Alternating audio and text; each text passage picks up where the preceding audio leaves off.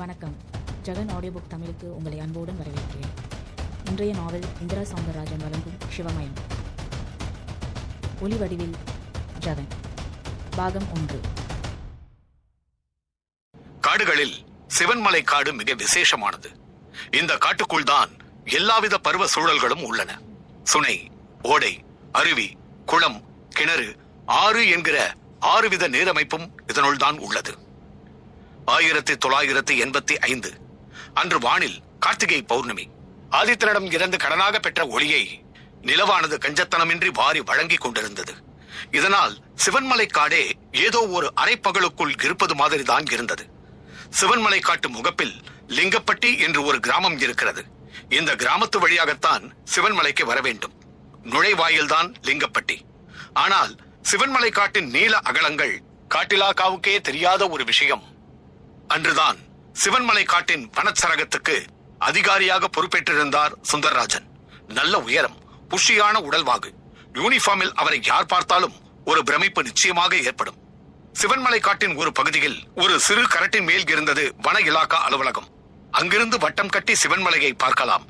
பனிப்பொழிவுக்குள் அடைந்து கிடந்தது சிவன்மலையின் மொத்த வனாந்திரமும். சுந்தரராஜனும் இருட்டி விட்டது தெரிந்து அலுவலகத்தை ஒட்டி கட்டப்பட்டிருந்த ரெஸ்ட் ஹவுஸுக்கு ஓய்வெடுக்க போனார். நல்ல பசி வேறு. வாட்சர் துரை அலுவலகத்தை கூட்டிக் கொண்டிருந்தான். அவனை கூப்பிட்டு கேட்டார், துரை, பசிக்குது, நம்ம ரெஸ்ட் ஹவுஸ்ல சமையல் பண்ற வசதி இருக்குதானே? ஆஹா, நேத்தே நீங்க வரப்போறது தெரிஞ்சு எல்லா சரக்கையும் வாங்கி வச்சுட்டேன். அப்போ நீ போய் முதல்ல சமையல் ஆரம்பி. எனக்கு நல்ல பசி. எப்பவும் நான் மாலை நேரங்கள்ல வாக்கிங் போவேன், இப்பவும் போயிட்டு வந்துடுறேன் என்று புறப்பட கால் எடுத்தவரை கொஞ்சம் பதட்டத்தோடு பார்த்தான் துரை. என்ன துரை, என்ன சார் நீங்க இந்த காட்டுல போய் வாக்கிங் போறேன்னு சொல்றீங்க? இங்கிருந்து மாற்றலாகி போன விஸ்வநாதன் ஐயா உங்ககிட்ட எதுவும் சொல்லலீங்களா? என்ன சொல்லணும்? ஆஸ் யூஷுவல் ஃபாலோ அப் கொடுத்தாரு. இந்த காட்டுல உங்களுக்கு வேலையே இருக்காது சுந்தரராஜனும் சொன்னாரு. அவ்வளவுதான் சொன்னாருங்களா? அதுக்கு மேல சொல்ல என்ன இருக்கு? இந்த காட்டுல வீரப்ப மாதிரி கடத்தல்காரன் நடமாட்டம் ஏதாவது இருக்குதா என்ன? சேச்சே, இந்த காடு மாதிரி திருட்டு பயமே துளியும் இல்லாத ஒரு காட்டை இந்த உலகத்திலேயே பார்க்க முடியாது சார். அப்ப அவர் சொல்ல என்ன இருக்கு? என்ன சார் அப்படி சொல்லிட்டீங்க? இந்த காட்டுல இருக்கிற ஆகாசலிங்கம் மலை கோயில் ரொம்ப விசேஷமானது சார். பௌர்ணமிக்கு பௌர்ணமி அந்த லிங்க தரிசனத்துக்காக நிறைய சித்தருங்க வருவாங்க. அது மட்டும் இல்ல, பாம்பு, கிளி, புலி எல்லாம் கூட ஆகாசலிங்கத்துக்கு பூஜை பண்ணணும்னு சொல்லுவாங்க. துரை சொன்னது சுந்தரராஜன் உதட்டில் ஒரு கேலி சிரிப்பாக எதிரொலித்தது. சிரிக்காதீங்க சார், நான் சொல்றது நிஜம். உங்களுக்கு சந்தேகமா இருந்தா இன்னைக்கு கூட பௌர்ணமி தான். ஆகாசலிங்கம் கோயிலுக்கு போய் பாருங்க, அப்ப தெரியும். அது எங்க இருக்கு? நீங்க சரின்னு சொல்லுங்க, நான் கூட்டிட்டு போறேன். ஏன், நான் தனியா போனா எனக்கு ஏதாவது ஆயிடுமா? அப்படிலாம் இல்ல சார். இந்த காட்டுல எங்க எந்த சித்தர் நடமாடிக்கிட்டு இருப்பாருன்னே சொல்ல முடியாது. அவங்கள ஒரு அதிகாரியான நீங்க பார்த்துட்டு ஏதாவது கேட்க போக அது சாபத்துல முடிஞ்சிடலாம். அதான் நான் பயந்து போய் அப்படி சொன்னேன். சித்தர்களும் மனுஷங்க தானையா? என்னமோ இந்த உலகத்திலேயே அபூர்வ பிறவி எடுத்தவங்க மாதிரி சொல்ற. அப்புறம் சாபம் அது இது நீ சொல்றதெல்லாம் நம்புற மாதிரியே இல்ல. இது என்ன புராண காலமா? இந்தியாவுக்குள்ள கம்ப்யூட்டர் அறிமுகமாயாச்சு. கூடிய சீக்கிரம் நம்ம ஆபீஸுக்குள்ள கூட கம்ப்யூட்டர் வந்துடலாம். சார், நான் ஒண்ணு சொன்னா நீங்க ஒண்ணு சொல்றீங்களா சார்? சரி, உங்ககிட்ட வளவளன்னு என்ன பேச்சு? நீ போய் சமையல செய்ய. நீ சொன்னதுக்காகவே நான் இந்த காட்டுக்குள்ள போய் பாக்குறேன். எனக்கு சாபம் கிடைக்குதா வரம் கிடைக்குதான்னு பாக்குறேன். சுந்தரராஜன் பேச்சோடு ஒரு பிஸ்டலை எடுத்து பேண்ட் பாக்கெட்டில் போட்டுக்கொண்டு நன்றாக இருட்டிவிட்ட வனாந்திரத்துக்குள் ஒரு டார்ச் லைட்டுடன் புறப்பட்டு விட்டார். துரை அவர் போவதையே பயத்தோடு பார்த்துக் கொண்டிருந்தான். அத்தியாயம் 2. சிவன்மலையின் சிறப்புகளில் அடுத்த சிறப்பு அதன் மூலிகைகள். அனுமன் லட்சுமணனுக்காக சிரஞ்சீவி மலையையே தூக்கி வந்தபோது அந்த மலையில் இருந்து சில சிரஞ்சீவி மூலிகை செடிகள் சிவன்மலைக்குள் விழுந்தனவாம். பின் அதுவே ஒரு தனி வனப்பகுதி ஆகிவிட்டது. இறந்து விட்டவர் நாசி துவாரத்தில் சிரஞ்சீவி வேரை பிழிந்து விட்டாலே போதும், உடனே எழுந்து அமர்வர். லிங்கப்பட்டி அடிவார சருக்கத்தில் ஆட்டுப்பட்டி ஒன்றின் பக்கத்தில் அமைந்துள்ள தனது குடிசையில் இருந்து குடுவை நிறைய தேனுடனும் பூக்குடலை நிறைய தடாக பூக்களுடனும் முத்துப்பிள்ளை ஆகாசலிங்க சன்னதிக்கு புறப்பட்டுக் கொண்டிருந்தார். அவரிடம் ஒரு பயபக்தியான இறுக்கம். நெற்றி, உடம்பு என்று பார்க்கும் இடமெல்லாம் விபூதிப்பட்டை. முத்துப்பிள்ளைக்கு 60 வயதாகிறது. பார்க்க கருப்பாக உயரமாக இருந்தார். தலைமுடியெல்லாம் சடை பிடித்து ஒரு சந்நியாசி தலை போலத்தான் இருந்தது. ஆனால் முத்துப்பிள்ளை ஒரு பானை செய்யும் குயவன், அதே சமயம் பரமசிவபக்தர். பௌர்ணமி தவறாமல் ஆகாசலிங்க சன்னதிக்கு சென்று தேனாபிஷேகம் செய்து விழுந்து வணங்கிவிட்டுதான் திரும்புவார். கிட்டத்தட்ட பல பௌர்ணமிகளாக இப்படி நடந்து கொள்பவர். குடிசை வாசலில் மண்ணை குழைத்தபடி இருக்கும் அவரது மகள் பார்வதியிடம் சொல்லிக் கொண்டு கிளம்பினார். ஒரு கையில் தேன் குடுவை, இன்னொரு கையில் பூக்குடலை. பார்த்து போயிட்டு வாப்பா, என்றாள் அந்த 15 வயது பெண். முத்துவுக்கு திருமணமாகி 20 வருடங்களுக்கு குழந்தை இல்லை. பரிதாபப்பட்டு சித்தர் ஒருவர் மருந்து கொடுத்த பிறகுதான் பிறந்தவள் பார்வதி. அவர் வைத்த பெயர்தான் பார்வதி என்பதும் அந்த பார்வதி தான் முத்துப்பிள்ளையை கவனமாக போய் வர சொல்பவள். பாசத்தில் எல்லா பெண்களும் தந்தையை பார்த்து சொல்வதுதான் என்றாலும் சிவன்மலை காட்டு பக்கம் போகிறார் என்பதால் சற்று கூடுதலான எச்சரிக்கை பார்வதியிடம். ஏனென்றால் விளையாட்டாக அந்த காட்டில் புகுந்து தங்களுக்கே தெரியாமல் மதிமயக்கி வனம் பக்கம் சென்று தங்களை தொலைத்தவர்கள் பலர். இன்னும் பலரோ இந்த காட்டை விட்டு இனி வெளியேறுவதாக இல்லை என்று தங்களையே அந்த காட்டு சித்தர்களுக்கு தொண்டர்களாக்கி கொண்டவர்கள். பார்வதிக்கு உள்ளூர பயம். முத்துப்பிள்ளையும் இந்த பட்டியலில் சேர்ந்து விட்டால்? சரிமா கண்ணு, நான் போயிட்டு விடிய முன்ன வந்துருவேன் என்று சொல்லிக் கொண்டே முத்துப்பிள்ளையும் புறப்பட்டு போனார். சிறிது தூரம் சென்றவர் திரும்பி வந்து, பக்கத்து ஊர் தில்லநாயகம் 108 பானை வேணும்னு சொல்லி பணம் கொடுத்துட்டு போயிருந்தான். 108 பானையும் 108 தீச்சட்டி. அந்த ஆளு வந்தாக்கா நாளைக்கு வேலையை ஆரம்பிச்சு 2 நாள்ல முடிச்சு தந்துடுறதா சொல்லு என்று தொழில் நிமித்தமாக சொல்ல வேண்டியதை சொல்லிவிட்டு சென்றார். பார்வதி பெரிதாக கோயில் மாடு கணக்கா தலையை ஆட்டினாள். லிங்கப்பட்டி எல்லாம் இறங்கு என்ற கண்டக்டரின் குரலை தொடர்ந்து திபுதிபுவென்று ஒரு கூட்டம் இறங்கியது. அதில் வெங்கட்டம்மாவும் இருந்தாள். 70 வயதாகிறது. தலைமுடி கொக்கு சிறகு போல இருக்கிறது. ஆனாலும் கண்களில் ஒரு தீட்சண்யம். தோளில் ஒரு துணிப்பை தொங்கியபடி உள்ளது. அதனுள் மனோரஞ்சித மலர் மாலை இருப்பதை அதன் வாசமே ஊர்ஜிதம் செய்தது. பஸ்ஸை விட்டு இறுதியாகவும் நிதானமாகவும் இறங்கிய வெங்கட்டம்மாவை பார்த்த பஸ் கண்டக்டர், பாட்டிமா என்ன ஆகாசலிங்கம் கோயிலுக்கா என்றான். பின்ன நான் வேற எங்க போவேன் என்றபடி சிரித்தாள் வெங்கட்டம்மா. எனக்கு தெரிஞ்சே 10-15 வருஷமா பௌர்ணமி தவறாம வரீங்க. இப்படியே எத்தனை பௌர்ணமிக்கு வர்றதா உத்தேசம்? இந்த உடம்புல உசுறு இருக்கிற வரைக்கும். வெங்கட்டம்மா சொன்ன பதிலில் அவன் உடம்பே சிலிர்த்து போனது. பரவசத்துடன் பதிலுக்கு வெங்கட்டம்மாவை பார்த்தான். வெங்கட்டம்மாவின் காவி புடவையும் தோற்றமும் அவளையும் ஒரு சன்னியாசியாகத்தான் காட்டிற்று. பஸ்ஸுக்கு விசில் கொடுத்தபடியே பக்தியோடு அவளை பார்த்து கும்பிட்டான். வெங்கட்டம்மா பொடிநடையாக புறப்பட தொடங்கிவிட்டாள். எதிரில் ஃபாரஸ்ட் ரேஞ்ச் ஆபீசர் சுந்தரராஜனும் டார்ச் லைட்டை உருட்டிக் கொண்டே வந்தபடி இருந்தார்.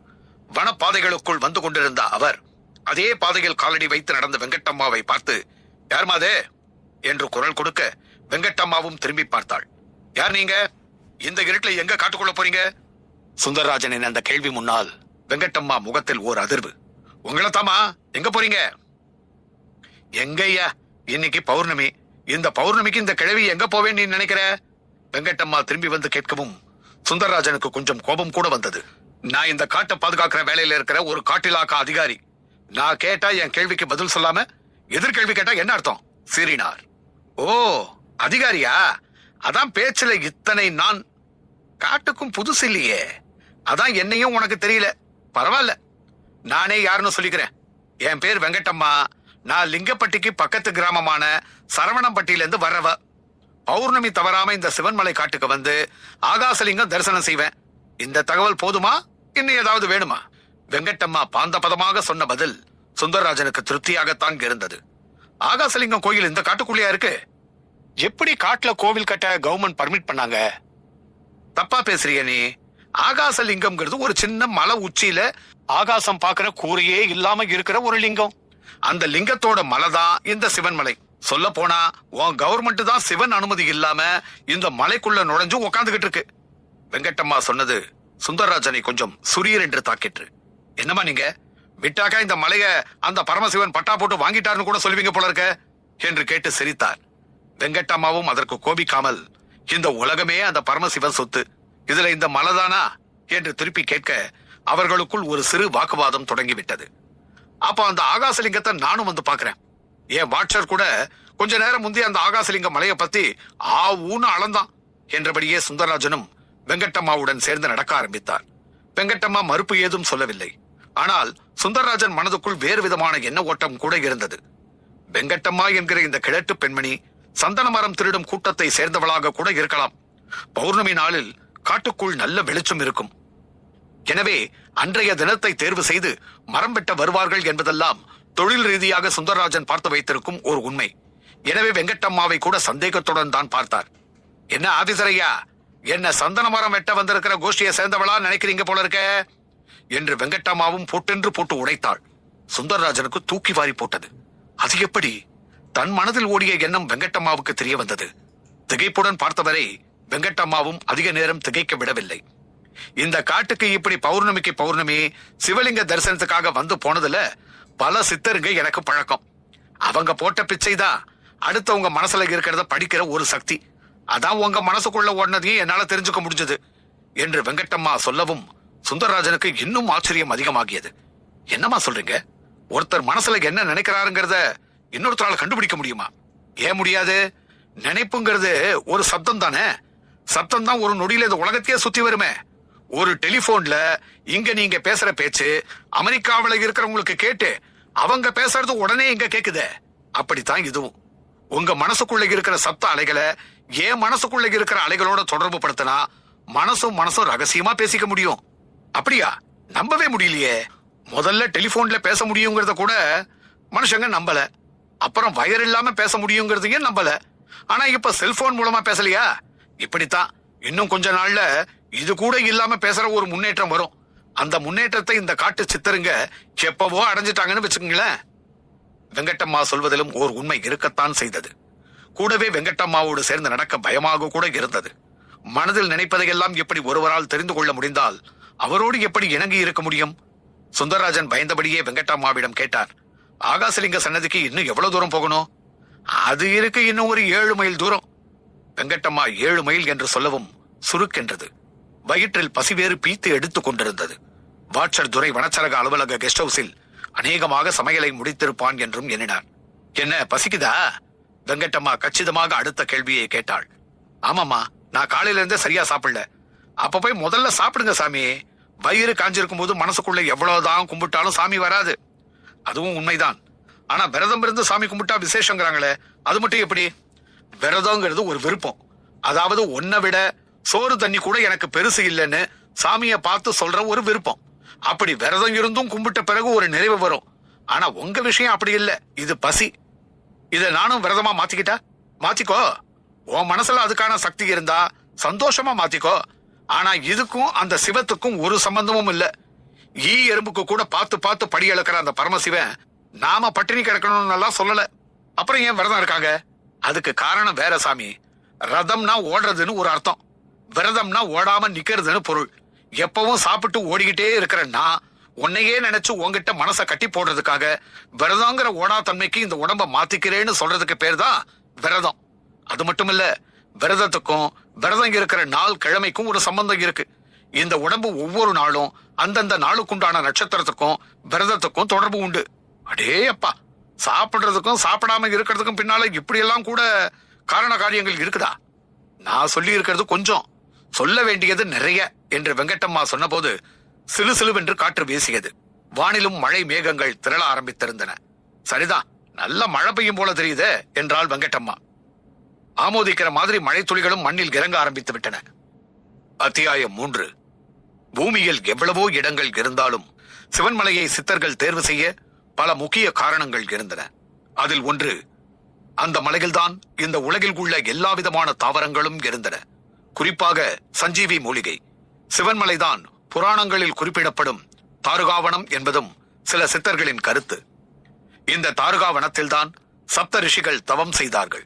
உலகில் உள்ள நூற்றுக்கணக்கான ரிஷிகள், முனிவர்களுக்கெல்லாம் மூலமானவர்கள் இந்த சப்த ரிஷிகளே. இவர்களில் இருந்துதான் மனிதர்கள் தங்களின் கோத்திரங்களை அறிந்தனர். ஒருவரது கோத்திரத்தை வைத்து அவரது வர்க்க மூலத்தை அறிந்து கொண்டு விடலாம்.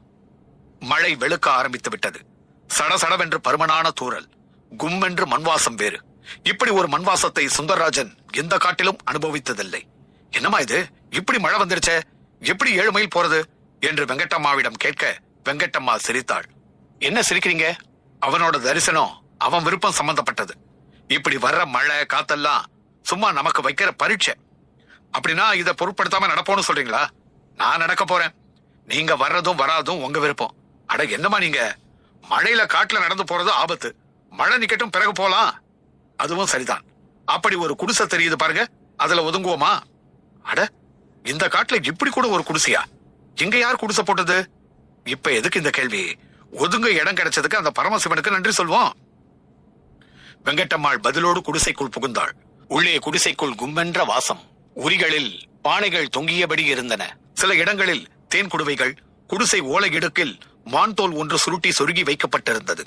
அது யாரோ ஒரு சித்தர் வசிக்கும் குடிசையாகத்தான் இருக்க வேண்டும் போல தோன்றியது.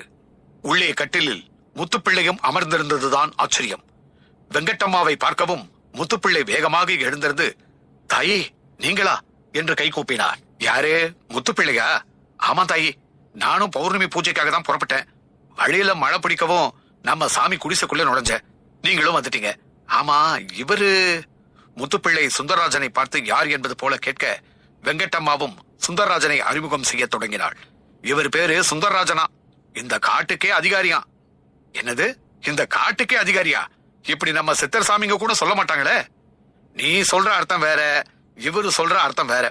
வெங்கட்டம்மா பேசுவது சுந்தரராஜனை கொஞ்சம் குத்தியது. ஆமா, இவர் யாரு என்று முத்துப்பிள்ளையை பார்த்து கேட்க, இவர் பேர் முத்துப்பிள்ளை, பரம சிவபக்தர் என்றாள் வெங்கட்டம்மா. வணக்கங்க. வணக்கம். ஆமா, உங்களை மாதிரி எவ்வளவு பேர் இப்படி சாமி கும்பிட வருவாங்க? தெரிஞ்சும் தெரியாமலும் எவ்வளவு பேர். அதெல்லாம் கணக்கு தெரியாதுங்க சார். தெரிஞ்சும் தெரியாமலுமா? அப்படின்னா பல சித்தருங்க தெரியாம தான் வருவாங்க. ஆகாசலிங்கம் மேல பூ விழும்போதுதான் நமக்கே அது தெரிய வரும்னா பாத்துக்கங்களேன். இங்க இந்த மாதிரி நிறைய ஆச்சரியமும் அதிசயமும் இருக்கும் போல இருக்க.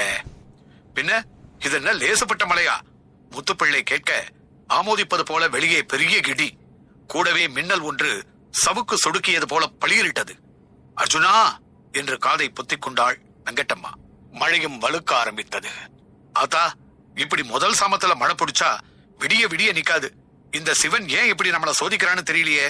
முத்துப்பிள்ளை புலம்பலுடன் தன் துணிப்பையை பார்த்தார். அதில் மனோரஞ்சித மாலை பார்வதி கட்டி கொடுத்தது. வழியில் ஒரு பக்தர் கொடுத்த எல்லா பழங்களையும் கொண்டு கட்டப்பட்ட பழமாலை. என்ன முத்து, சாமிக்கு போட இன்னைக்கு ஒரு மாலைக்கு 2 மாலையா? ஆமா தாயி, ஆனா மழை இன்னைக்கு சாமி கும்பிட விடாது போல தெரியுதே. எனக்கும் இப்ப அதான் கவலை. இதுவரை ஒரு பௌர்ணமி நான் தவறல, ஆனா இந்த தடவை தவறிடுமோன்னு பயமா இருக்கு. வெங்கட்டம்மாவின் கருத்தை திரும்பவும் ஆமோதித்தது வானில் ஒலித்த இடி சப்தம். அப்போது நனைந்தபடியே ஒரு சித்தர் அந்த குடிசைக்குள் நுழைந்தார். மூவரையும் பார்த்து சிரித்தார். சாமி, இது உங்க குடிசைங்களா? மழைக்கு ஒதுங்கிட்டோம், தப்பா எடுத்துக்காதீங்க என்றார் முத்துப்பிள்ளை. அவர் பதிலுக்கு சிரித்தார். அப்படியே ஈரம் சொட்ட சொட்ட அந்த குடிசையில் ஈசான்ய பாகத்தில் இருந்த ஒரு சிறு மேடை மேல் போய் சப்பனமிட்டு அமர்ந்து கொண்டார். கால்களில் பத்மாசன கோலம். சாமிக்கு லிங்க தரிசனம் முடிஞ்சிருச்சோ? முத்துப்பிள்ளை இணக்கமாக அவரிடம் கேட்க, அங்கிருந்துதான் வரேன் என்றார் அவரும். கொடுத்து வச்சவர் நீங்க, எங்களை பாருங்க, மழை தடுத்துருச்சு. நல்ல பக்தனை எதுவும் தடுக்க முடியாதுப்பா. அவர் மெல்ல வாயை திறந்தார். என்ன சாமி சொல்றீங்க? கொற்ற இந்த மழையில எப்படி சாமி நாங்க காட்டுக்குள்ள நடக்க முடியும்? கண் தெரிய வேண்டாமா? உன்னை யாரு அங்க போக சொன்னா? நீ இருக்கிற இடத்துக்கு அவனை கூப்பிடு, வந்துட்டு போறான். என்ன சாமி சொல்றீங்க? அந்த சிவத்தை நாங்க இங்க கூப்பிடுறதா? நடக்கிற விஷயமா சாமி இது? நான் கூப்பிட்டெல்லாம் அந்த சாமி வருமா? சிவத்துக்கு ஆத்மார்த்தம் தான் கணக்கு. யார் கூப்பிடுறாங்கன்றதெல்லாம் கணக்கு இல்ல. அவன் எங்கேயும் இருக்கிறவன், நமக்கு பார்க்க தெரியணும். சாமி, இப்ப நாங்க சாமியை கும்பிட ஒரு வழி சொல்லுங்க. எப்படி பார்த்தா அந்த சிவன் தெரியும்? மனச ஒருமிச்சு அந்த லிங்கத்தை நினைச்சு நீ எங்க பார்த்தாலும் சிவன் தெரியும். சித்தரின் பதில் முத்துப்பிள்ளையை நன்றாக தூண்டிவிட்டது. மௌனமாக வெங்கட்டம்மாவும் கேட்டுக்கொண்டு கைகளை கூப்பினாள். ஆனால் சுந்தரராஜனுக்கு அங்கு நடப்பது ஒரு வெட்டி பேச்சாக தான் தோன்றியது. அந்த சித்தர் ஏதோ உளறார் என்று கூட தோன்றியது. அந்த குடிசைக்குள் கன்னி மூலையில் ஒரு ஆட்டுக்கல், நடுவில் குழவி. ஒரு கணம் அதை பார்த்த வெங்கட்டம்மாவுக்கு அந்த குழவியும் ஆட்டுக்கல்லுமே சிவலிங்கமாகத்தான் தோன்றியது. சித்தர் சொன்னதன் உட்பொருள் புரிந்துவிட்டது. முத்து, அங்க பார் சிவலிங்கம் என்று ஆட்டுக்கல்லூரலை காட்டினாள். தாயே, அது ஆட்டுக்கல்லூரல் இருக்கட்டுமே, பார்க்க அதுவும் லிங்க மாதிரி தானே இருக்குது. ஆமா தாயே, சாமி சொன்ன மாதிரி எங்க அந்த சிவன் இல்ல, நமக்கு தான் பார்க்க தெரியல. ஆனா சாமியால இப்போ அந்த சிவத்தை நாம பார்த்துட்டோம். எங்க நீ கொண்டு வந்த மாலை? வெங்கட்டம்மா கேட்க, முத்துப்பிள்ளையும் முதலில் மனோரஞ்சித மாலையையும் பிறகு பழமாலையையும் எடுத்து தர, இரண்டையும் வெங்கட்டம்மா அந்த ஆட்டுக்கல்லூரலுக்கு அணிவித்து தன்வசம் உள்ள தேன்பாட்டிலை திறந்து தேனாபிஷேகமும் செய்தாள். பார்த்து கொண்டே இருந்தார் சித்தர். அவர் முகத்தில் அழியாத அதே புன்சிரிப்பு. சுந்தரராஜனுக்கோ அவர்கள் செயல் ஒரு பைத்தியக்காரத்தனமாக ஒன்றாகத்தான் இருந்தது. வெங்கட்டம்மாவும் முத்துப்பிள்ளையும் அந்த ஆட்டுக்கல்லூரல் முன் மண்டியிட்டு விழுந்து வணங்கவும் செய்தனர். பின் எழுந்து வந்த சித்தர் சாமியை கும்பிட்டனர். பரவாயில்ல, நான் கோடுதான் போட்டேன், நீங்க புரிஞ்சுக்கிட்டீங்க. உங்க பூஜைய அந்த பரமசிவன் ஏத்துக்கிட்டான் என்றார். இருந்தாலும் சாமி, ஆகாசலிங்கத்தை தரிசனம் பண்ண முடியலையேங்கிற குறை இருக்கதான் செய்து சாமி என்றார் முத்துப்பிள்ளை. கவலைப்படாத, அந்த லிங்க தரிசனமும் உங்களுக்கு கிடைக்கும். மழை நிக்க போகுது என்றார். ஆச்சரியம் போல மழை அப்படியே நின்றது. ஏதோ இவர் சொல்லித்தான் அது கொட்டிக் கொண்டிருக்கிற மாதிரி தோன்றியது. வெங்கட்டம்மாவும் முத்துப்பிள்ளையும் மகிழ்ச்சியோடு சித்தரை பார்த்தனர். புறப்படுங்க, இனி ஒரு தடையும் இல்லை என்றார் அவரும். இருவரும் கிளம்பினர். சுந்தரராஜனும் தயங்கி தயங்கி அந்த கல்குரலை பார்த்துக் கொண்டே அவர்களை பின்தொடரப் போனார். ஆனால் வெங்கட்டம்மா தடுத்து விட்டாள். ஆபீசரையா, நீங்க போய் முதல்ல பசிக்கு சாப்பிடுங்க. உங்களுக்கு இங்க நடக்கிறதெல்லாம் பைத்தியக்காரத்தனமா தெரியுது. உங்க மனசு ஒட்டல. பசி வேற, 7 மைல் தூரம் வேற நடக்கணும். உங்களால முடியாது. போங்க, போய் சாப்பிட்டு படுத்து தூங்குங்க. நாங்க வரோம் என்று வெங்கட்டம்மாவும் முத்துப்பிள்ளையும் அவரை தவிர்த்து விட்டு நடக்கத் தொடங்கினர். சுந்தரராஜனுக்கும் அது சரி என்றுதான் தோன்றியது. நெடுநேரம் அவர்கள் போவதையே பார்த்துக் கொண்டிருந்தார். பின் அங்கிருந்து கெஸ்ட் ஹவுஸ் நோக்கி நடக்கத் தொடங்கினார். தொடக்கத்திலேயே துரை எச்சரித்ததில் மிகவும் பொருள் இருப்பது போலதான் தோன்றியது. அத்தியாயம் 4. சிவன்மலையின் அதிசயங்களில் தலையாய அதிசயம் மதிமயங்கி வனம். மதிமயங்கி வனத்து மூலிகை செடிகளின் பூக்கள் ஏராளமான மகரந்தங்களை கொண்டவை. அவை அங்குள்ள காற்றில் கலந்து கிடக்கிறது. அதை சுவாசிப்பவர்களுக்கு தங்களையே மறந்துவிடும் ஓர் அபாயம் உண்டு. தாங்கள் யார், எங்கிருந்து வந்தோம், எதற்கு வந்தோம் என்பது கூட மறந்துவிடும். புலனடக்கத்தில் அதிசிறந்த சித்த புருஷர்களால் மட்டுமே அந்த பகுதியில் நடமாடி திரும்ப முடியும். மற்றவர்கள் அந்த பகுதியை சுற்றி சுற்றி வர நேரிடும். ஆவேசமாக புறப்பட்டு சென்ற சுந்தரராஜன் தீவிரமான சிந்தனையோடு திரும்பி வந்ததை பார்த்து வாட்சர் துரை கொஞ்சம் அதிர்ந்து போனான். ஏதாவது நடக்கக்கூடாது நடந்து விட்டதா? குழப்பத்தோடு அவரை பார்த்து கேட்டான். வாங்க சார். என்ன சார், ஏன் ஒரு மாதிரி இருக்கீங்க? பெருசா மழை வேற பெய்யவும் காட்டுல எங்கேயாவது மாட்டிக்கிட்டுங்களோன்னு கூட பயந்தேன். நீங்க மட்டும் இப்ப வரலன்னா நானே ஜீப் எடுத்துட்டு வரலான்னு இருந்தேன் சார். நீ சொன்னதுல கொஞ்சம் பொருள் இருக்கு துரை. இந்த காடு ஒன்னும் சாதாரண காடு இல்லதான் என்று பெருமூச்சு விட்டார் சுந்தரராஜன். சார், நீங்க கொஞ்சம் கூட நனையவே இல்ல. எப்படி சார் காட்டுல எங்க ஒதுங்குனீங்க? சொல்றேன். சாப்பாடு ரெடியா? அப்பவே தயாராயிடுச்சு சார். சாப்பிடுறீங்களா? அதுக்குதான் திரும்பி வந்தேன். சாப்பாட்டை போடு. ஆமா, உனக்கு அந்த ஆகாசலிங்க கோயிலுக்கு போற வழி தெரியும் தானே? எதுக்கு சார் கேக்குறீங்க? நான் இன்னைக்கு அங்க போயே தீரணும். சார், என்ன சார், அது கோயில் தானே, யார் வேணா போகலாம் இல்லையா? போகலாம் சார். ஆனா விரதம் இல்லாம தப்பான எண்ணத்தோட யார் அங்க போக நினைச்சாலும் ஆபத்தாயிடுது சார். நமக்கு கடமைன்னு ஒண்ணு இருக்கு. ஏன் அதிகாரத்துக்கு உட்பட்ட காடு இது. இங்க நான் என்ன நடக்குதுன்னு தெரிஞ்சுக்காம எனக்கு என்னன்னு இருந்தா தப்பு. புரியுதா? சுந்தரராஜனிடம் கோபம் கொப்பளித்தது. அதன் பின் துரை எதுவும் பேசவில்லை. அவருக்கு தட்டை வைத்து சாப்பாடு பரிமாற ஆரம்பித்தான். சுந்தரராஜனும் அள்ளி அள்ளி விழுங்கினார். ஒரு அவசரம் தெரிந்தது துரைக்கு. சுந்தரராஜன் வரையில் ஏதோ நடந்திருப்பது போல தோன்றியது. சார், காட்டுக்குள்ள போனீங்களே, சித்தர் சாமிங்க யாராச்சும் கண்ணில் பட்டாங்களா சார்? ஆமா துரை, ஒரு குடிசையில ஒரு சித்தரை பார்த்தேன். அவர் என்ன ஒரு பொருட்டாவே நினைக்கல. அப்படியே ஒரு வயசான அம்மாவையும் முத்துப்பிள்ளைங்கிறவரையும் பார்த்தேன். முத்துப்பிள்ளையா? அப்ப உனக்கு முத்துப்பிள்ளைய தெரியுமா? எனக்கு மட்டுமில்ல, இந்த காட்டுக்கே நல்லா தெரியும். மனுஷங்களுக்கு மட்டுமில்ல, மிருகங்களுக்கு கூட அவர் நல்ல பழக்கம். ஒரு தடவை ஒரு புலி வழியில படுத்திருந்தது. ஜீப்ல நான் வந்துகிட்டு இருந்தேன். ஜீப்புக்கு டோர் கிடையாது. புலி பாய நினைச்சா தப்பிக்க வழியே கிடையாது. அப்ப முத்துப்பிள்ளையும் அந்த பக்கமா வந்துகிட்டு இருந்தாரு. அவர் புலிய பார்த்து, போடா ராசா, வழியில படுத்துக்கிட்டு பாதையை மறிக்காதுன்னு ஏதோ நண்பர்கள் கிட்ட பேசுற மாதிரி பேசுனது எனக்கு ஒரே ஆச்சரியம். புலியும் எழுந்து போயிடுச்சு சார். துரை சொன்னது சுந்தரராஜனை கொஞ்சம் ஸ்தம்பிக்கவே வைத்து விட்டது. சாப்பிடுவதை கூட மறந்து அப்படியே உட்கார்ந்து விட்டார். சார், சார், சாப்பிடுங்க சார். அது சரி சார், முத்துப்பிள்ளை கூட பேசுனீங்களா? பேசாம அந்த ஆளும் அந்த அம்மாவும் 7 மைல் தொலைவுல உள்ள ஆகாசலிங்க கோயிலுக்கு போறதுக்குள்ள நாம அங்க ஜீப்ல போய் நிக்கணும். அவங்க 2 பேரும் நம்ம பார்த்து வாய பொழக்கணும். இது என்ன சார் போட்டி? போட்டி எல்லாம் ஒண்ணு இல்ல. அவங்க சொன்ன மாதிரி அந்த ஆகாசலிங்க கோயிலுக்கு சித்தருங்க வருவாங்களான்னு நான் பார்க்கணும். சார், இது போட்டியை விட மோசமான விஷயம். அந்த கோயிலுக்கு போகும்போது சந்தேகமே இருக்கக்கூடாது சார். சந்தேகப்படாம நம்புறது மாதிரி ஒரு விஷயம் கூட இந்த காட்டுல இல்லையே. சித்தர்கள் சமாச்சாரம்னாலே அப்படிதான் சார் இருக்கும். புரிஞ்சுக்கிறது கஷ்டம். ஆனா புரிஞ்சுக்கிட்டா அப்புறம் காலத்துக்கும் நாம சந்தேகமே பட மாட்டோம். அப்ப நீ அவங்களெல்லாம் நம்புறேன்னு சொல்லு. நிச்சயமா அவங்க வேற சாமிங்க வேற கிடையாது சார். அப்ப எதுக்கு கோயில் சாமி எல்லாம்? இவங்களை கும்பிட்டுக்கிட்டு இருந்தில்லாமே. தாராளமா கடவுள் தான் சார் இவங்க ரூபத்துல வர்றாரு. ஏன் அவருக்கு தனியா உருவம் எதுவும் கிடையாதா? என்ன சார் இப்படி எகனைக்கு முகன பேசினா எப்படி சார்? நீ சொல்றது அப்படி இருக்கு. நீ எல்லாம் எதுக்குயா யூனிஃபார்ம் போட்டுக்கிட்டு காட்டுக்குள்ள இருக்க? காவிய மாட்டிக்கிட்டு அவங்களோடய போயிட வேண்டியதானே?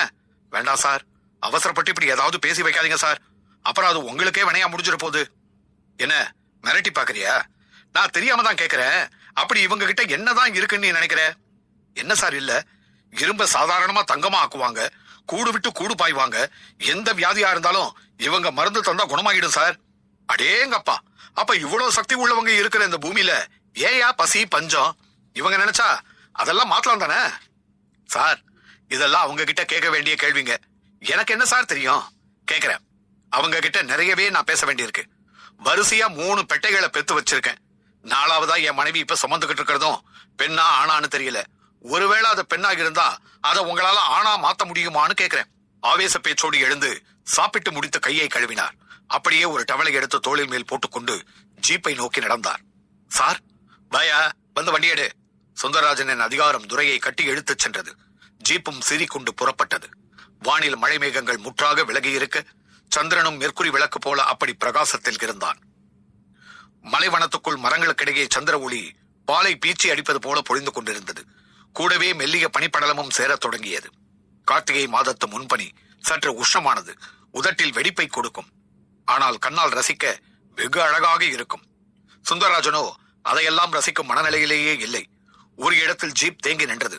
யானை ஒன்று படுத்திருந்தது. சரியான ஒற்றை யானை. காட்டில் ஒற்றை யானை ஆபத்தானது. யானைகள் எப்பொழுதும் கூட்டமாக தான் தெரியும். அதில் ஒன்று பிரிந்து தனியாக தெரிகிறது என்றால் அது அராத்து யானை என்று பொருள். யானை பாகன்கள் அதை மக்னா யானை என்பார்கள். மக்னா யானை சிங்கம் புலி போல வெறியை உடையது. சார், மக்னா படுத்திருக்கு சார். திரும்பிடலாம் சார். ஆரன் கொடு. இல்லாட்டி துப்பாக்கி இருந்தா எடுத்து ஆகாசத்தை பார்த்து சுடு. இல்ல சார், மிரண்டு ஜீப் மேலதான் சார் அப்புறம் பாயும். இது பாரு, நீ என்ன செய்வியோ தெரியாது. நான் இப்ப அந்த மலை கோயிலுக்கு போகணும். அங்க சித்தருங்க தான் பெரிய கடவுளாச்சே. நீ தான் அவங்க பக்தனாச்சே. அவங்கள கூப்பிட்டு அதை எழுந்து போக சொல்லு. ஒரு சாதாரண மனுஷன் புலியை எழுந்து போக சொல்றான்னு சொன்ன, இது என்ன பிசாத்து விஷயம்? சுந்தரராஜன் கொஞ்சம் கூட பயமோ பதட்டமோ கொள்ளவில்லை. அதே வேளை அந்த மக்னா யானை பிளிரியபடி எழுந்தது. துரைக்கு பலவலத்து விட்டது.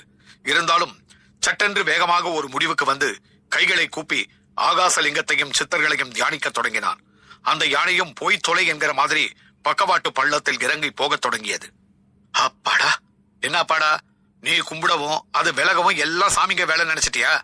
அதுல என்ன சார் தப்பு இருக்கு? சரி சரி, வண்டியேடு, சீக்கிரமா போ. மீண்டும் ஜீப் சேரிக்கொண்டு ஓடியது. வழியெங்கும் சற்று முன்பு பெய்த மழை நீரின் தேக்கம். ஜீப் டயர் அந்த மழை நீரை வாரி தெரித்ததில் சாலை ஓரமாக ஒரு மரத்தடியில் தன்னை மறந்து தவத்தில் மூழ்கியிருந்த ஒரு சாமியாரின் மேல் மழை நீர் பட்டு அவரும் கண் திறந்தார். படுவேகமாக பறக்கும் ஜீப்பை பார்த்து ஒரு மெல்லிய கோபம் அவர் முகமெங்கும் பரவியது. அதே வேகத்தில் ஓர் சிரிப்பும் அவரிடம் ஏற்பட்டதுதான் அதிசயம். ஒரு வழியாக ஆகாசலிங்க சன்னதிக்கு செல்லும் பாதை முன் ஜீப் நின்றது. துரை குதித்து இறங்கினான். சுந்தரராஜனையும் இறங்கச் சொன்னான். சார், இங்கிருந்து ஒரு 1/2 கிலோமீட்டர் தூரம் நடந்துதான் போகணும் என்று பாதையில் நடக்கத் தொடங்கினான். சிறிது தூரம் நடந்தவன் ஒரு வளைவில் லிங்கம் போல் தெரிந்த பாறை ஒன்றின் முன் விழுந்து வணங்கினான். இந்த பாறையை எதுக்கு கும்பிட்ட? இது சாதாரண பாறை இல்ல சார். ஆகாசலிங்கத்தை தரிசிக்க வர சித்தர் சாமிங்க இது மேல உட்காருவாங்க. பாக்குறதுக்கு லிங்க மாதிரியே இருக்கிறதால இத லிங்கப்பாறைன்னு சொல்லுவாங்க. விட்டா இந்த காட்டோட மரம் செடி கொடின்னு எல்லாத்தையும் கும்பிடுவோம் போல இருக்க. உண்மைதான் சார். புண்ணியம் செஞ்ச ஆத்மாக்கள் தான் இந்த காட்டுல மரமா முளைப்பாங்கன்னு ஒரு சித்தர் சொல்லி கேட்டிருக்கேன் சார். இந்த மரங்கள் நம்மை விட சக்தி வாய்ந்தது. நாம பேசுறதெல்லாம் இப்ப இதுங்க கேட்டுக்கிட்டு தான் இருக்கு. துரை சொல்ல சொல்ல சுந்தரராஜனுக்கு சிரிப்பு வந்து தலையில் அடித்துக் கொண்டார். சார், அப்படிலாம் செய்யாதீங்க சார். நான் சொல்றத நம்புங்க சார் என்ற துரை அப்படியே நடந்து ஆகாசலிங்கம் உள்ள காட்டுமலை அடிவாரத்தில் நின்றான். நிமிர்ந்தான், பார்த்தான். ஆகாசலிங்கம் சந்திர ஒளியில் திவ்யமாக தெரிந்தது. அவன் பார்த்தபோது லிங்கத்துக்கு மேல் ஒரு கிளி தன் அலகில் ரோஜாப்பூ ஒன்றை கொண்டு வந்து போட்டுவிட்டு படபடவென்று சிறகடித்து பறந்து கொண்டிருந்தது. சுந்தரராஜனும் பார்த்து வியந்தார். வாங்க சார், மகாலிங்கத்துக்கு அரோகரான்னு மனசுக்குள்ள சொல்லிக்கிட்டே ஏறி வாங்க சார் என்ற துரை மகாலிங்கத்துக்கு அரோகரா என்று கத்தியபடியே மேலே ஏறினான். பின்தொடர்ந்தார் சுந்தரராஜன். ஒரு 50 அடி நடந்ததில் உச்சி பாகம் வந்துவிட்டது. உச்சியில் ஓர் 50 சதுர அடி சமதளம். அதன் மையத்தில் தான் ஆகாசலிங்கம் தனக்கு மேல் கூரை இல்லாமல் இருந்தது. அதன் முன்னால் அழகிய நந்தி சிலை. ஒரே சமயத்தில் அங்கு 10 முதல் 20 பேர் நின்று வணங்கலாம். அந்த அளவுக்கு தான் இடம் இருந்தது. சுந்தரராஜன் லிங்கத்தை பார்த்தபோது அதன் மேல் மனோரஞ்சித மாலையும் பழமாலையும் இருந்ததுதான் ஆச்சரியம். விக்கித்து போய் லிங்கத்தை பார்த்தபடி நின்றார். என்ன சார், என்ன பாக்குறீங்க? இந்த பழமாலையும் மனோரஞ்சித மாலையும் இங்க எப்படி வந்தது? என்கிட்ட கேட்டாக்கா இது அந்த குடிசையில கல்லூரலுக்கு போட்டதாச்சே. சுந்தரராஜன் கேள்வியோடு வியந்த போது கீழே வெங்கட்டம்மா முத்துப்பிள்ளை தலை தெரிந்தது. இருவரும் மகாலிங்கத்துக்கு அரோகரா, ஆகாசலிங்கத்துக்கு அரோகரா என்றபடி மேலே ஏறி வந்தபடியே இருந்தனர். மேலே வந்தவர்கள் சுந்தரராஜனை பார்த்து ஒரு சிரிப்பு தான் சிரித்தனர். ஆனால் ஆகாசலிங்கத்தை பார்க்கவும் ஆனந்த கண்ணீர் வடிக்க ஆரம்பித்து விட்டனர். தாயி, குடிசையில கல்வுரல லிங்கமா நினைச்சு போட்ட மாலை இங்க சாமி கழுத்துல இருக்கிறத பாத்தீங்களா? அதான் பாத்துக்கிட்டே இருக்கனே. அந்த ஈஸ்வரனோட கருணையை நாம என்னன்னு சொல்றது? நம்ம பூஜையை ஏத்துக்கிட்டு அவர் ஆசி வழங்கிட்டாரு. உண்மைதான் தாயி, உண்மைதான். என்றபடியே முத்துப்பிள்ளை அப்படியே சாஷ்டாங்கமாக தரையில் விழுந்து வணங்கினார். வெங்கட்டம்மாவும் மண்டியிட்டாள். சுந்தரராஜனிடம் பேச்சு மூச்சு இல்லை. அப்போது பெரிதாக சங்குளிக்கும் சப்தம் கேட்டது. அந்த சப்தம் காடு முழுக்க எதிரொலித்தது. பூம் பூம் பூம் என்று காதில் புகுந்து மனதை கூட அது என்னவோ செய்தது. தாயி, சித்தர் சாமிங்க நடுநிசி பூஜைக்கு வராங்க போல இருக்கு. நாம புறப்படுவோம். ஆமாமா, அவங்க ஏகாந்தத்துக்கு நம்மால ஒரு சிறு பங்கமும் வந்துடக்கூடாது. இருவரும் பேச்சோடு பேச்சாக கீழே இறங்க தொடங்கினர்.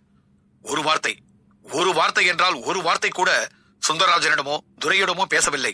துரை பரபரக்க தொடங்கினான். சார், வாங்க சார், போயிடுவோம். சித்தர் சாமிங்க வந்துகிட்டு இருக்காங்க சார். வரட்டுமே, நாம எதுக்கு போகணும்? இல்ல சார், அவங்க பூஜையை நாமெல்லாம் பார்க்க கூடாது சார். மீறி பாக்குறதா இருந்தா அவங்க அனுமதி வேணும் சார். சரி, அவங்க கிட்டே அனுமதி கேட்போம். இங்க கேட்க கூடாது சார். இங்க அவங்க யார்கிட்டயும் ஒரு வார்த்தை கூட பேச மாட்டாங்க. சொன்னா கேளுங்க சார். வாங்க சார், வாங்க சார். இல்ல, நீ போ. நான் இருந்து பார்த்துட்டு வரேன். இது அரசாங்க காடு. நான் இதுக்கு அதிகாரி. என் அனுமதி தான் அவங்களுக்கு முக்கியம். சுந்தரராஜனின் ஆர்வ கோளாறான பேச்சு துரையை கலங்க செய்தது. அப்போது யதார்த்தமாக சுந்தரராஜனின் பார்வை அங்குள்ள நந்தி மேல் சென்றது. அப்படி சென்ற நொடி நந்தியின் கண்ணிரண்டும் திறந்து ஒரு பார்வை அவரை பார்க்கவும் அப்படியே வெலவலத்து போய்விட்டது சுந்தரராஜனின் உடல். நந்தியின் வாய்ப்பக்கத்திலும் அதன் சிவந்த நாவு அசைந்து உதட்டை நக்குவது போல தோன்றியது. அவ்வளவுதான். இனி இங்கே நின்றால் ஆபத்து என்று ஒரு உள்ளுணர்வு கூறிவிட மேலிருந்து வேகமாக துரையையும் இழுத்துக்கொண்டு கீழே இறங்கத் தொடங்கினார்.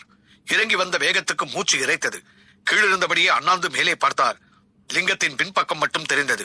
அவர்களுக்கு முன்னால் கீழ் இறங்கிய வெங்கட்டம்மாவையோ முத்துப்பிள்ளையோ பார்க்க முடியவில்லை. அவர்கள் வேகமாக மறைந்து விட்டது போலதான் தெரிந்தது. வாங்க சார் என்று துரை ஜீப்பை நோக்கி ஓடினான். திரும்பி திரும்பி பார்த்துக் கொண்டே சுந்தரராஜனும் அவன் பின்னால் ஓடினார். அத்தியாயம் 5. சிவன்மலை காட்டு அதிசயங்களில் அகத்தியர் சுனையும் ஒன்று. காட்டில் நூற்றுக்கணக்கில் சுனைகள் உள்ளன. இதில் எது அகத்தியர் சுனை என்பது மட்டும் யாருக்கும் தெரியாது. அகத்தியர் எப்போதும் இருக்கிறார். அவர் அந்த சுனையில்தான் குளிக்கிறார் என்பதுதான் எல்லோரது நம்பிக்கை. அந்த சுனையில் குளிப்பவர்களுக்கு தீராத வியாதியெல்லாம் தீரும் என்பதுதான் முக்கியமான விஷயம். ஏனென்றால் அதில் சிரஞ்சீவி மூலிகையின் சாரும் வேறும் எப்பொழுதும் கலந்தபடியே இருக்கிறதாம். கெஸ்ட் ஹவுஸுக்கு திரும்பிய சுந்தரராஜனுக்கு மனமெல்லாம் ஒரே பரபரப்பு. துரையும் பரபரப்பில் தான் இருந்தான். ஆனால் கூடவே பக்தியும் அவனிடம் இருந்தது. சார், என்ன சார், நடந்ததெல்லாம் கனவா இல்ல நனவான்னு சந்தேகமா இருக்கா சார்? ஆமா துரை, உண்மையிலே இது ஒரு அதிசயமான காடுதான். அறிவுக்கு எட்டாத விஷயங்கள் இங்க நிறைய தான் இருக்குது. நான் சொல்லல.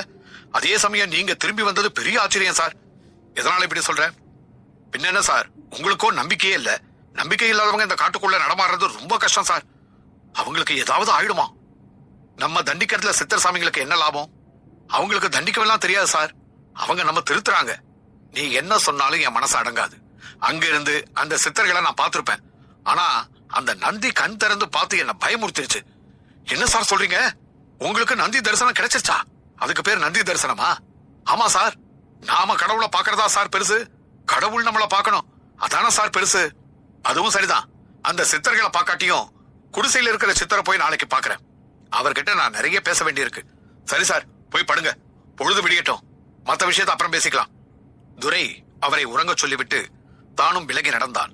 ஆனால் சுந்தரராஜனுக்கு உறக்கமே வரவில்லை. டைரி எழுதும் பழக்கமுள்ள அவர் அன்றைய தினம் தனக்கு நேரிட்ட அத்தனை அனுபவத்தையும் டைரியில் விலாவாரியாக எழுத தொடங்கினார். பொலபொலவென்று விடிந்து விட்டது பொழுது. லிங்கப்பட்டியில் மட்டும் பனிப்பொழிவு அகலவில்லை. மலைமேல் தவழ்ந்த பனித்துளி அவ்வளவும் யாரோ ஒருவர் ஊதிவிட்டது போல அப்படியே லிங்கப்பட்டி மேல் வந்து கவிழ்ந்தது போல மூடிக்கொண்டிருந்தது. அந்த பனிப்பொழிவுக்கு நடுவில் ஒரு அம்பாசிடர் கார் ஹெட்லைட் வெளிச்சத்தின் உதவியோடு ஊருக்குள் நுழைந்திருந்தது. ஊருக்கு ஒதுக்குப்புறத்தில் அமைந்திருந்த சேரி பகுதியில் ஒரு மூங்கில் குடிசை முன் அந்த கார் தேங்கி நின்றது. காரில் இருந்து ஒரு வடநாட்டு சேட்டும் கோட் சூட் போட்ட மனிதர் ஒருவரும் இறங்கினர். கூடவே தடியாக 2 அடியாட்கள். ஒருவன் கையில் நாட்டு துப்பாக்கி இருந்தது. கார் டிக்கியில் புள்ளிமான் ஒன்று வேட்டையாடப்பட்டு பிணமாக கிடந்தது. டிக்கியை திறந்து இறந்து கிடந்த மானை தூக்கி தோள் மேல் போட்டுக்கொண்ட அடியாட்களில் ஒருவன் அந்த குடிசை கதவு முன்னால் போய் நின்று இருளப்பா என்றான் பலமாக. கதவும் திறந்து கொள்ள கதவுக்கு பின்னால் அவன் கூப்பிட்ட இருளப்பன் என்பவன் 50 வயது தேகம். ஆனால் கண்களில் நல்ல கூர்மை. சாமி, நீங்களா என்றான் பதட்டமாக. நானேதான். முதல்ல இந்த மான் உடம்பு பிடி, உள்ள கொண்டு போய் போடு என்று மானை அவன் மீது தூக்கி போட்டான். அவனும் திரும்பி உள்ளே சென்று மானை கிடத்துவிட்டு வெளியே வந்தான். சேட்டையும் கோட் சூட்டு போட்ட மனிதரையும் பார்த்து நெளிந்தான். சேட்டு முகத்தில் கோபம் தெரிந்தது. அப்படி பார்க்காதீங்க சேட்டு. அந்த பாம்பு முன்ன மாதிரி எல்லாம் வெளியே வர்றதே இல்ல சேட்டு. வந்தா விடுவனா நானு? அவனிடம் கெஞ்சல். இந்த சால்ஜாப்பெல்லாம் என்கிட்ட வேண்டாம். உன்னால முடியாதுன்னா சொல்லிடு, நான் வேற பாம்பாட்டிய பாத்துக்கிறேன். ஐயோ சேட்டு, உங்ககிட்ட கை நீட்டி பணம் வாங்கிட்டேனா நான் நிச்சயமா நல்லபடியா முடிச்சு தரேன். சரி, இன்னும் எவ்வளவு நாள் ஆகும்? இந்த வாரம் தாங்க. நானும் இன்னும் 3 பேரும் எப்படியோ அந்த இச்சாதாரி பாம்பை புடிச்சிருவோம். பாம்பு மட்டுமில்ல, அதோட ரத்தனமும் எனக்கு முக்கியம். சொல்ல போனா அந்த ரத்தனத்துக்காக தான் நான் நாயா அலையறேன். நானும் நாகரத்னம் பத்தி கேள்விப்பட்டிருக்கேன் சேட்டு. எப்படியும் இந்த வாரத்துல புடிச்சிடுவேன். யாரோ புதுசா ஒரு ஆபீசர் வந்திருக்கானாமே. ஆமா சேட்டு, ரொம்ப கண்டிப்பானவர்னு கேள்விப்பட்டேன். ஆனா நாங்க அந்த ஆளையெல்லாம் எப்படியும் சமாளிச்சிருவோம். ஜாக்கிரதை, நாங்க வேட்டையாடின மானோட கறியை நீ எடுத்துக்கோ. தோல் என் கைக்கு வந்துடணும். ஆகட்டும் சேட்டு, நாகரத்னத்தை தரும்போது தோலையும் சேர்த்து தரேன். செக் போஸ்ட்ல மாட்டாம தப்பிச்சு போயிடுங்க. அரே, அது என்னோட கவலை. நீ எதுக்கு கவலைப்படுற? சும்மா ஒரு பேச்சுக்கு சொன்ன சேட்டு. ஏன்னா சிக்குனா 3 வருஷம் உள்ள கம்பி என்னணும். இப்பெல்லாம் காட்டுக்குள்ள ஒரு ஓனான கூட அடிக்க முடியல. சட்டம் அப்படி இருக்கு. சரி, புலம்பாம வேலையை கச்சிதமா முடி, நாங்க வரோம். சேட்டு ஒரு கட்டளை போல பேசிவிட்டு காரில் ஏறிக்கொள்ள கார் சிட்டாக பறந்தது. இருளப்பன் என்கிற அவனும் அந்த கார் கண்ணை விட்டு மறையும் வரை பார்த்து கொண்டே இருந்தான். பின் திரும்பினான். அவனையே வெறித்தபடி அவன் மனைவி ராக்காயி. எபுல, என்ன அப்படி பாக்க? என்னையாது வீட்டுக்குள்ள மான் கிடக்குது? அது அந்த சேட்டு வேட்டையாடினது. அதுக்கு தோல் வேணுமா? அவன் நாசமா போக. சிவமலை காட்டு உயிருங்க அந்த சாமிக்கு சமம். உனக்கு தெரியுமா தெரியாதா? ஆரம்பிச்சிட்டியா? போய் வேலைய பாரு புள்ள. இல்லையா, அவங்கள பார்த்தா நல்லவங்களா தெரியல. வேண்டாம் ஏன் அவங்க சவகாசம்? ராக்காயி கெஞ்சினாள். இருளப்பனுக்கு காந்திட்டு. அட போ புள்ள, போய் சோழிய பாரு. காலம் பூரா விஷப்பூச்சிகளை புடிச்சுக்கிட்டு இப்படியே இருக்க சொல்றியா நீ? பொழப்பில்ல. நீ பேசுறத பார்த்தா எனக்கு பயமா இருக்குதியா. நமக்கு எது குலத்தொழிலோ அதுலதாயா நாம மேல வரணும். குறுக்கு வழி நமக்கு சரிப்பட்டு வராதியா. போதும் உன் உபதேசம். போய் அந்த வெட்டுக்கத்தையும் டேக்ஸாவையும் கொண்டு வா. உள்ள கிடக்கு பாரு மானு. இன்னைக்கு அதோட கறி நமக்கு தான். நல்லா டேஸ்டா குழம்பு போய். என்ன சொல்ற? ராக்காய் அவனை முறைத்தபடியே விலகிச் சென்றாள். அவனும் மானை வெட்டி கூறு போட தயாரானான்.